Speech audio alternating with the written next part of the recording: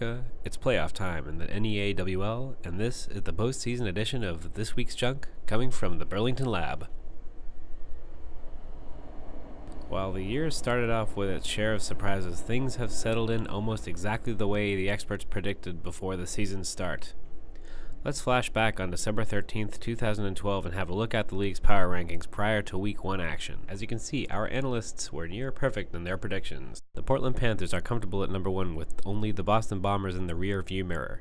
The Touch-em-alls were ranked number 3 at the start of the season and find themselves sitting in that very position now. The Neshoba Valley Sasquatch were the sole disappointment of 2013 as they slipped from 4th place prediction to a 5th place reality as we head to the postseason. The Bay State Buttertongues ride a late season surge of momentum and find themselves in the 4th seed, only one game back from 3rd. The Burlington Blaze were picked up last in the December power rankings and remain there now, but not by a lack of effort. The Blaze matched Neshoba's season record but lost their series with the Squatch and sit in last due to the divisional tiebreaker. With elimination play just around the corner, we give you NEAWL's bracketology. The league's most prominent experts weigh in on how this tournament should play out and give you their round-by-round picks. Tony Regatta had this to say: "Expect a first-round upset in the Grenade division as the Neshoba Valley Sasquatch host the Burlington Blaze. Both teams struggled through the regular season thanks in part to a grueling regular season but seem to be playing their best whiff at just the right time. Newly discovered ace Michael the Beard Taft looks to be the answer on the hill the Blaze have been searching for all season long. Fresh off a dominating performance against the Buttertongues and a gutsy game against the Panthers, Taft would give the Squatch all they can handle on the mound. Across the diamond, the Squatch's offense and new moonshot bat, the Green Goblin, create matchup nightmares for any opposing pitcher. Led by the Grenade Division's second leading hitter John Anderson, the Squatch will hope to stomp out the Blaze. It's hard to pick against the Squatch, but the Blaze seem to have found a winning combination of Taft pitching and good D, which will lead them to an upset over the Squatch. I predict a 4-2 final. In the Bones Division, the Bay State Buttertongues travel to Lowell to take on the Touch-em-alls. In the world that is the NEAWL, the Bones Division was extremely overpowered and unbalanced, creating a powerhouse first-round matchup between the BTs and Touch-em-alls. It's the classic matchup of good pitching versus good hitting. For the BTs, Nick O'Keefe has been nearly unhittable all season long while striking out 99 batters in just 40 innings of work. The Lowell squad features 3 of the top hitters in the league, but commitment has been an issue for this high-octane team. While Lowell hold a 2-0 regular season record against the BTs, they did not face O'Keefe. In the end, pitching shuts down a good lineup almost every time, and the BTs move on with a 7-3 win. In the divisional finals, Blaze vs. Panthers. The division final features a rematch of the final game of the regular season, an entertaining, well-played 3-0 win from the Panthers. Portland finished the regular season 3-0 versus Burlington and look for that pivotal 4th win of the regular season versus the Blaze. Benefited by the bye, Portland will have Malcolm Coleman and Kevin Peabody available on the hill, both of whom have been outstanding all season long. In the end, the clock strikes midnight on the Cinderella story that is the Burlington Blaze as the Panthers lineup and pitching staff are too deep for the Blaze to hang around. Panthers win 10-4. BT vs. Bombers. The Bones Division final could be the pitching matchup of the season if Nick O'Keefe takes the hill for the second straight game versus the once dominant but road bump hitting Colin Amadon. These two squared off in Week 1 of the regular season with the Bombers squeaking out a 1-0 victory. While the Bombers did clinch a first-round bye, they haven't played a real game since February 19th, and there's no indication of how the time off will affect their play. The real thing to keep an eye on will be which Colin Amadon shows up to play on this night. The one who started the season 3-0 with a 1.33 ERA and 33 Ks, or the pitcher who struggled to a 7 ERA over his final 3 starts. The Tongues stay hot and pull off the upset 5-3. Championship. BT vs. Panthers. With the championship in 2 weeks, I will give you an updated preview when the teams are finalized after this week.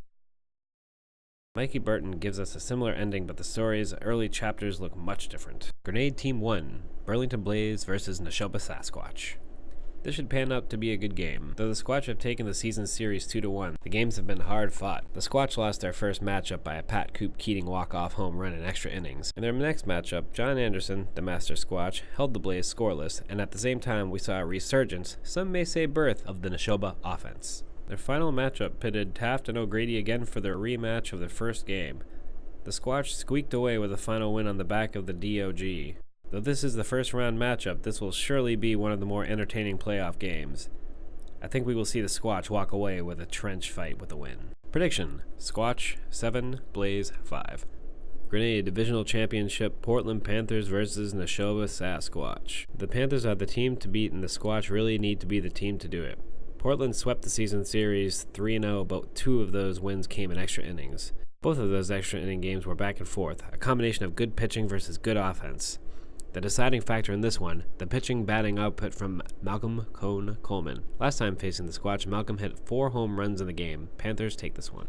Panther 5, Sasquatch 2. Bones Division Game 1, Bay State Buttertongues versus Lowell Touch-em-alls. This one will be a high-scoring affair. It pits the monstrous bat of Kirk Montbleu against the crafty pitching of Nick O'Keefe. Season series went to Lowell with Nick O'Keefe hitting his inning count mid-game versus Lowell and costing the Buttertongues. BT had a slow start to the season but seemed to be in peak form. Though, if Lowell can man a whole team, this is theirs to win. Lowell 10, BT 7. Bones Divisional Championship, Boston Bombers versus Lowell Touch-em-alls. It's tough to gauge this one. Bombers have the upper hand 2-0 with 1 to play. One of those wins came by forfeit, but the other encompassed the Bombers' best offense outing. Cullen's top-tier pitching will be the deciding factor as Kirk is an offensive power not to be messed with. Prediction, Bombers 11, Lowell 8. Game 5, NEAWL Winter Championship, Boston Bombers versus Portland Panthers. Panthers dominated in the season series. Boston has yet to put up a run against the Portland pitching staff. Though these may be the best 2 teams in the league, the Panthers' offensive production and the league-leading pitching seal the deal in this one. The Bombers are a great squad, so they should pick up a win in this series, but this is not their year. The Panthers win the series 2-1. Jade Lakasha seems to be a firm believer in underdogs and the unpredictable nature of wiffle ball. In the Grenade Division, Round 1 matchup, the Neshoba Valley Sasquatch should overpower the Burlington Blaze. The emergence of Michael Taft as an elite pitcher has been one of the great stories of the season, but the Blaze offense continues to struggle through the end of the regular season. The Blaze were unable to put up any runs in their only matchup versus the Squatch, number 1 John Anderson, and I expect much of the same. While the score stays low, the Squatch walk away with a 4-0 victory. In the Bones Division, the Buttertongues and the Touch-em-alls match up in Round 1.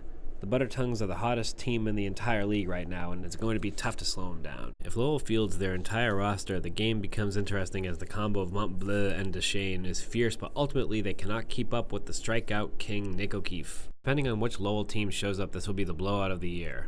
I picked Bay State in either scenario. In the divisional finals, we will see the Portland Panthers host the Sasquatch. While Neshoba came up empty-handed versus the Panthers in the regular season, I like their chances of an upset in this game. The Sasquatch have hit their stride at the end of the season and have given Portland not only their toughest game of the season, but possibly their toughest too.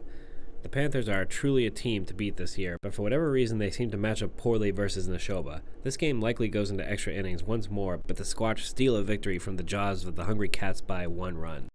In the Bones Divisional Final, the Bay State versus Boston rivalry continues to burn hot. Both GMs Matt Mullen and Colin Amadon have structured their seasons to be ready for this moment.